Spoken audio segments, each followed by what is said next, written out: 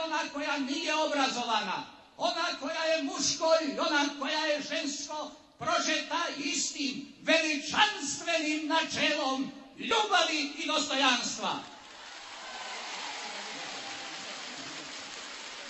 Molimo liječnika hitne pomoći da odmah dođe do kola sa lijeve strane pozornice.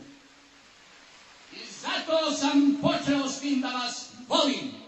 I zato sam počeo s tim da rađe s vama umirem nego sa ovima živim.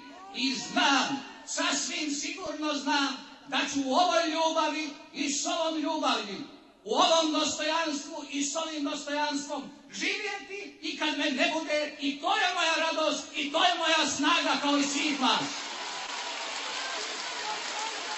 A neka ta snaga, neka ta ljubav i neka ta hrabrost vodi Hrvatsku, onu naoružanu i onu nenaoružanu, jer mi koji nismo naoružani nismo ništa manje hrabri, nismo ništa manje ponosni, nismo ništa manje zaljubljeni u svoju domovinu. Ako nemamo oružje, imamo snagu ovoga što je tu, snagu svoje ljubavi, snagu svog dostojanstva, snagu svoje spremnosti da umremo ako ne možemo po ljudi živjeti. I to je ono što ne damo. Ja se zato ne bojim. Živa je, bila je živa i živjet će Hrvatska.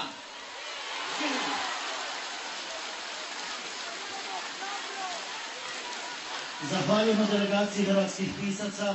Još jako mnogo ima onih koji vam se žele obratiti.